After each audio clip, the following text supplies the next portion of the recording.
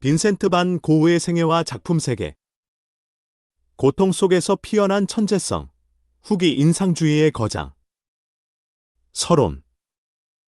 빈센트 빌럼 반 고흐, 빈선트 윌럼 벤 고, 1853-1890는 단 10년이라는 짧은 화가 생활 동안 약 2100점의 작품을 남긴 후기 인상주의의 거장이다. 그의 작품은 강렬한 색채, 역동적인 붓터치, 감정의 직접적인 표현으로 20세기 현대미술의 탄생에 결정적인 영향을 미쳤다. 오늘날 그는 역사상 가장 유명하고 사랑받는 화가 중 한 명이지만 생전에는 극심한 빈곤과 정신적 고통 속에서 살았으며 단 한 점의 그림만을 판매했을 뿐이다. 반 고흐의 삶은 예술가의 운명에 대한 가장 비극적이면서도 아름다운 이야기로 남아있다. 그는 27세가 되어서야 본격적으로 그림을 시작했고 37세에 자신의 손으로 생을 마감했다. 그러나 이 짧은 기간 동안 그는 인류의 문화유산에 길이 남을 걸작들을 창조했다. 별이 빛나는 밤, 해바라기 연작, 수많은 자화상들은 단순한 그림을 넘어 인간 영혼의 울부짖음이자 삶과 자연에 대한 뜨거운 찬가이다. 반 고흐의 예술은 그의 삶과 불가분의 관계에 있다. 그의 내면의 고통, 외로움, 광기는 동시에 그의 창작의 원천이었다. 그는 동생 테오에게 보낸 900통이 넘는 편지를 통해 자신의 생각과 감정, 예술관을 솔직하게 드러냈으며 이 편지들은 그의 작품만큼이나 귀중한 유산이 되었다. 이 글에서는 반 고흐의 파란만장한 생애를 따라가며 그의 독특한 작품 세계가 어떻게 형성되었는지, 그리고 그가 미술사에 남긴 불멸의 유산은 무엇인지 살펴보고자 한다. 2초기 생애와 방황의 시기 1853-1880 1.1 출생과 가정 배경. 빈센트 반 고흐는 1853년 3월 30일 네덜란드 남부 브라반트 지방의 작은 마을 그로트 준데르트에서 태어났다. 그의 아버지 테오도루스 반 고흐는 네덜란드 개혁교회의 목사였고 어머니 안나 코르넬리아 카르벤투스는 책 제본업자의 딸이었다. 빈센트는 6남매 중 장남이었으며 특히 4살 아래 동생 테오도루스, 테오와 평생 특별한 유대관계를 유지했다. 흥미롭게도 빈센트라는 이름은 정확히 1년 전 사산된 형의 이름이었다. 어린 빈센트는 교회 묘지에서 자신과 같은 이름과 생일을 가진 형의 묘비를 보며 자랐고 이는 그의 내면에 깊은 영향을 미쳤을 것으로 추정된다. 그는 어린 시절부터 내향적이고 감정적인 성향을 보였으며 종종 혼자 자연 속을 거닐며 시간을 보냈다. 1.2 화상으로서의 경력. 1869년 16세의 빈센트는 숙부의 주선으로 국제적인 미술상 구필 화랑의 헤이그 지점에서 일하기 시작했다. 그는 이 일에 재능을 보였고 1873년에는 런던 지점으로 1875년에는 파리 본점으로 정근되었다. 이 시기 그는 유럽의 주요 미술품들을 접하며 예술에 대한 안목을 키웠다. 특히 렘브란트, 밀레, 코로 등의 작품에 깊은 감명을 받았다. 그러나 런던에서의 실현과 종교적 열정의 고조로 인해 빈센트의 성격은 점차 변했다. 그는 고객들에게 예술의 상업화를 비판하며 그림 구매를 만류하는 등 이상한 행동을 보였고 결국 1876년 구필 화랑에서 해고되었다. 이후 그는 영국에서 교사와 보조 목사로 일했으나 성공하지 못했다. 1.3 종교적 열정과 선교 활동. 1877년 빈센트는 암스테르담에서 신학을 공부하려 했으나 라틴어와 그리스어 시험에 실패했다. 이에 포기하지 않고 1878년 벨기에 보리나주 탄광지대로 가서 평신도 전도사로 활동했다. 그는 광부들과 함께 생활하며 그들의 고통을 나누고자 했고 자신의 모든 것을 그들에게 나누어 주었다. 그러나 지나친 열정과 극단적인 자기희생은 교회 당국의 우려를 샀고 결국 1879년 전도사 자격을 박탈당했다. 이 시기는 빈센트에게 큰 좌절의 시간이었다. 화상으로도, 교사로도, 전도사로도 실패한 그는 깊은 우울과 방황에 빠졌다. 그러나 바로 이 보리나주에서의 경험이 그를 예술가로 이끌었다. 그는 탄광 노동자들의 힘든 삶을 그림으로 그리기 시작했고, 이것이 그의 예술적 소명의 시작이었다. 이 화가로서의 출발 1880-1886 2.1 예술가로의 결심 1880년 27세의 빈센트는 자신의 진정한 소명이 예술에 있다고 확신하게 되었다. 그는 동생 테오에게 나는 계속 그림을 그릴 것이다. 왜냐하면 나는 그것을 원하기 때문이다 라고 편지를 썼다. 이때부터 테오는 빈센트의 유일한 경제적 후원자가 되어 매달 생활비를 보내주었고, 두 형제는 거의 매주 편지를 주고받으며 평생 동안 깊은 유대를 유지했다. 빈센트는 브뤼셀에서 잠시 미술을 공부한 후 1881년 부모님이 계신 에텐으로 돌아왔다. 여기서 그는 사촌 케이 보스스트리커에게 구애했으나 거절당하며 또 한 번의 시련을 겪었다. 이후 그는 헤이그로 가서 사촌이자 화가인 안톤 마오페에게 그림을 배웠다. 마오페는 빈센트에게 수치화와 유화 기법을 가르쳤고, 이 시기 빈센트는 기초적인 화가의 기술을 습득했다. 2.2 헤이그와 르넨 시기 헤이그에서 빈센트는 시엔 호르니크라는 임신한 창녀와 동거하며 그녀와 그녀의 자녀들을 돌보았다. 이는 가족들의 강한 반대를 샀고 결국 1883년 관계는 끝났다. 이후 빈센트는 네덜란드 북부 드렌트를 거쳐 1883년 말 부모님이 계신 르넨으로 갔다. 르넨 시기 1883-1885는 빈센트의 네덜란드 시기 중 가장 생산적인 기간이었다. 그는 농부들의 생활을 주제로 수백 점의 습작과 그림을 그렸다. 그의 초기 작품들은 어두운 색조와 무거운 분위기가 특징이었으며 밀레의 영향을 받아 노동하는 사람들의 존엄성을 표현하고자 했다. 1885년 4월, 빈센트는 그의 첫 번째 걸작 감자 먹는 사람들, 더 포테이토 이터즈를 완성했다. 이 작품은 어두운 농가에서 저녁 식사를 하는 농부 가족을 그린 것으로 거친 손과 얼굴, 어두운 색채로 노동의 고단함과 진실함을 표현했다. 빈센트는 이 그림이 그들이 접시에 손을 뻗는 그 손으로 땅을 팠다는 것을 보여주기를 원했다. 비록 기술적으로는 미숙한 면이 있었지만 이 작품은 그의 예술적 진정성과 방향을 명확히 보여주었다. 2.3 앤트워프 체류 1885년 11월 빈센트는 벨기에의 앤트워프로 갔다. 여기서 그는 루벤스의 그림들을 보고 색채의 중요성을 깨달았으며 일본 우키요의 판화를 처음 접하고 깊은 감명을 받았다. 우키요의 대담한 구도와 평면적인 색채 사용, 윤곽선의 강조는 이후 그의 작품에 큰 영향을 미쳤다. 그는 왕립미술 아카데미에 등록하여 공부했으나 보수적인 교육 방식에 실망했고 극심한 가난과 영양실조로 건강이 악화되었다. 3.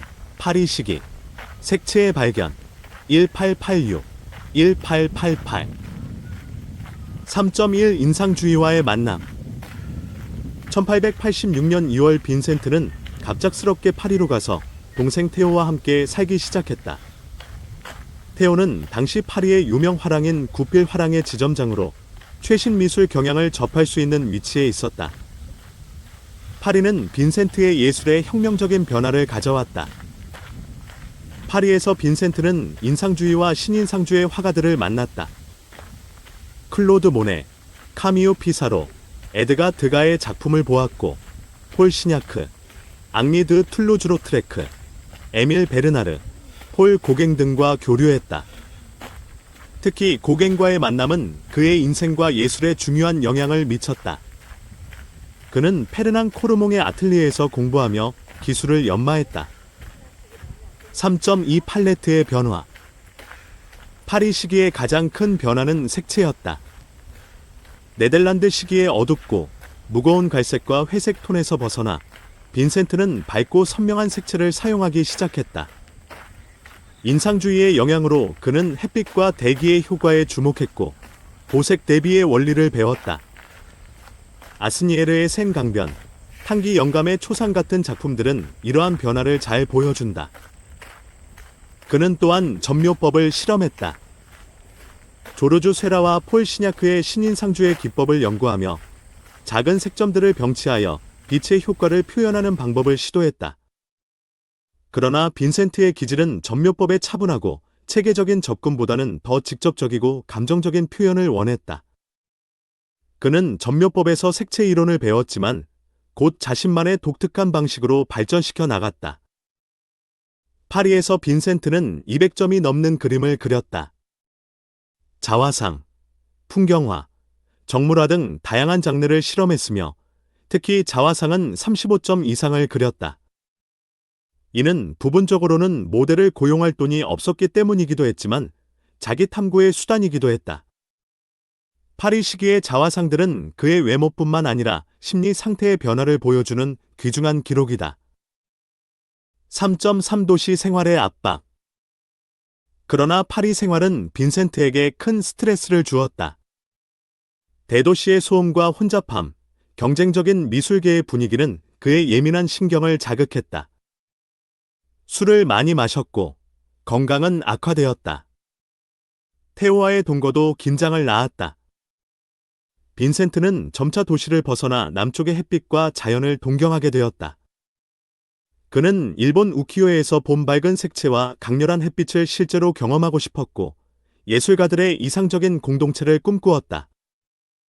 4. 아를 시기. 창작의 절정. 1888, 1889. 4.1 남프랑스로의 이주. 1888년 2월 빈센트는 남프랑스 프로방스 지방의 아를로 내려갔다. 아를의 강렬한 햇빛과 생생한 색채는 그를 압도했다. 여기는 일본만큼이나 아름답다고 그는 테오에게 편지했다. 아를 시기는 빈센트의 가장 생산적이고 창조적인 시기였다. 그는 15개월 동안 약 200점의 그림과 100점이 넘는 드로잉과 수채화를 제작했다. 빈센트는 나마르틴 광장의 노란 집을 빌려 자신의 아틀리에를 꾸몄다. 그는 이곳을 예술가들의 공동체로 만들고자 했고 특히 폴 고갱을 초대하기를 열망했다. 이 꿈을 위해 그는 집을 장식할 그림들을 열정적으로 그렸다. 해바라기 연작이 이때 탄생했다. 노란색은 빈센트에게 기쁨, 우정, 햇빛을 상징했고 그는 이 색을 작품 전체에 적극적으로 사용했다.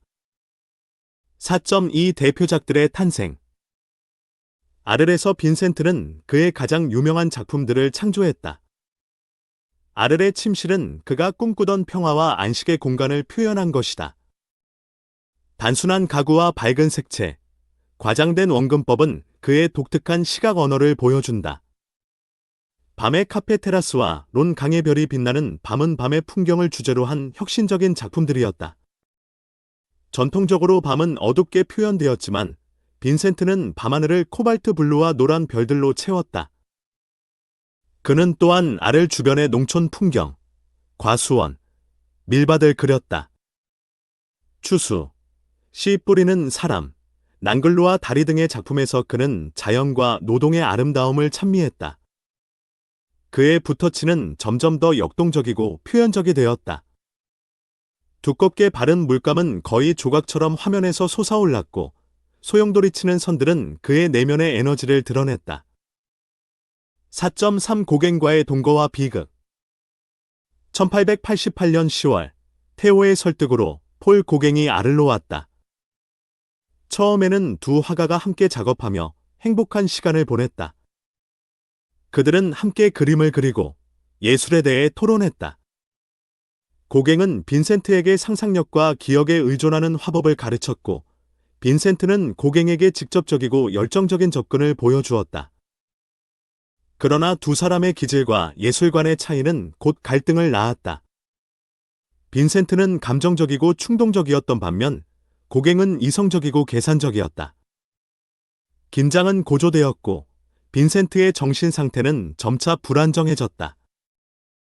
1888년 12월 23일 격렬한 다툼 끝에 빈센트는 정신착란 상태에서 자신의 왼쪽 귀를 면도칼로 잘랐다.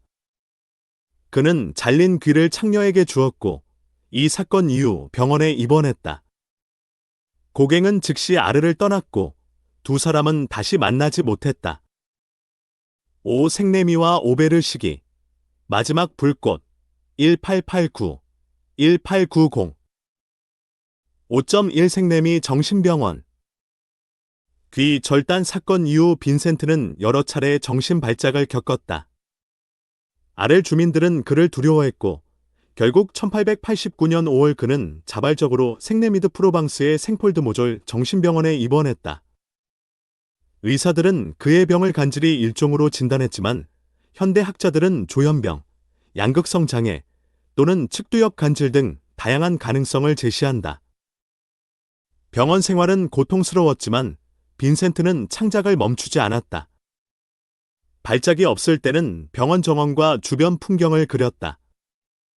그는 또한 밀레, 들라크루아 등 존경하는 화가들의 작품을 모사하며 위안을 얻었다. 생내미에서 그는 약 150점의 그림을 완성했다. 이 시기의 작품들은 더욱 강렬하고 표현적이다. 별이 빛나는 밤, 더 스타리 나잇, 1889은 그의 가장 유명한 걸작 중 하나로 병원 창문에서 본 밤하늘을 상상력으로 재구성한 것이다. 소용돌이치는 하늘, 불타는 듯한 사이프러스 나무, 평화로운 마을은 빈센트의 내면의 격동과 평화에 대한 갈망을 동시에 드러낸다. 아이리스, 올리브 나무 연작도 이 시기의 중요한 작품들이다.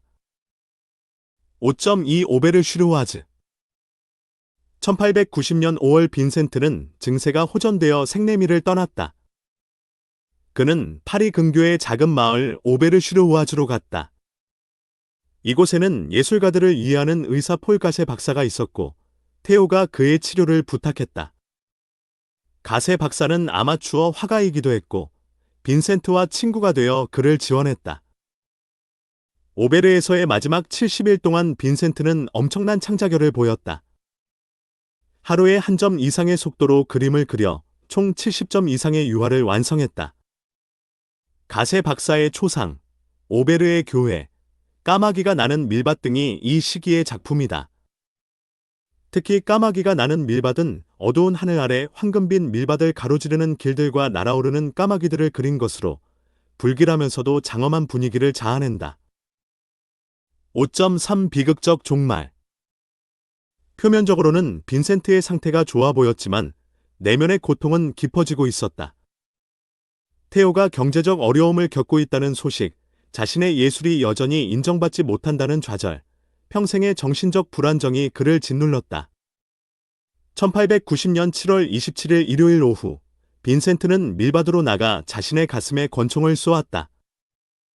그는 숙소로 돌아왔지만 치료를 거부했고 7월 29일 새벽 테오의 품에서 슬픔은 영원하리라, 라 트라이스테스 두어러 토저즈는 마지막 말을 남기고 37세의 나이로 세상을 떠났다.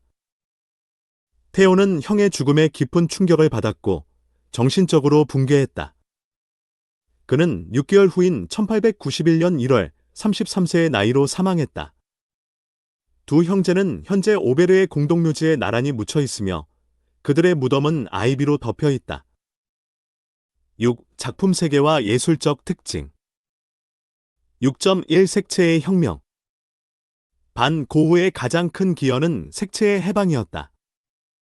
그는 색을 현실을 재현하는 수단이 아니라 감정과 의미를 표현하는 독립적인 요소로 사용했다.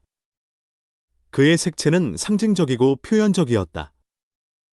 노란색은 기쁨과 희망을, 파란색은 무한과 영혼을, 빨간색은 열정과 생명력을 의미했다. 그는 보색 대비를 과감하게 사용하여 색채의 강렬함을 극대화했다. 밤의 카페에서 그는 빨강과 초록으로 인간의 끔찍한 열정을 표현하려 했다고 말했다. 색채는 그에게 단순한 시각적 요소가 아니라 영혼의 언어였다. 이러한 접근은 20세기 표현주의와 야수파의 선구가 되었다. 6.2 역동적인 붓터치. 반 고흐의 붓터치는 그 자체로 예술적 표현이었다. 그는 물감을 두껍게 바르고 소용돌이치는 선과 점, 짧은 획들로 대상의 질감과 움직임, 에너지를 표현했다. 밀밭의 물결, 하늘의 소용돌이, 사이프러스 나무의 불꽃 같은 형상은 모두 그의 붓터치를 통해 생명력을 얻었다. 이러한 기법은 임페스토라 불리며 화면에 물리적인 질감과 입체감을 부여했다. 그의 그림들은 가까이서 보면 거의 추상적이지만 멀리서 보면 놀라운 통일성과 생동감을 보여준다. 이는 후대의 추상 표현주의에 큰 영향을 미쳤다. 6.3 주제와 모티프. 반 고흐가 그린 주제들은 일상적이고 겸손한 것들이었다. 농부, 농촌 풍경, 꽃, 밀밭, 사이프러스 나무, 별이 빛나는 밤하늘 등은 그가 반복적으로 다룬 모티프들이다.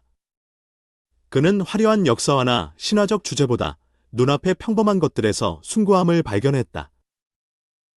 해바라기는 그에게 특별한 의미를 가졌다. 태양을 향해 피는 이 꽃은 빛과 생명에 대한 그의 갈망을 상징했다. 사이프러스 나무는 죽음과 영원의 상징으로 땅에서 하늘로 뻗어오르는 불꽃 같은 형상으로 자주 등장한다. 밀밭은 생명의 순환과 노동의 신성함을 표현했다. 6.4 자화상의 전통. 반 고흐는 약 35점의 자화상을 남겼다. 이는 렘브란트 이후 가장 방대한 자화상 시리즈 중 하나이다.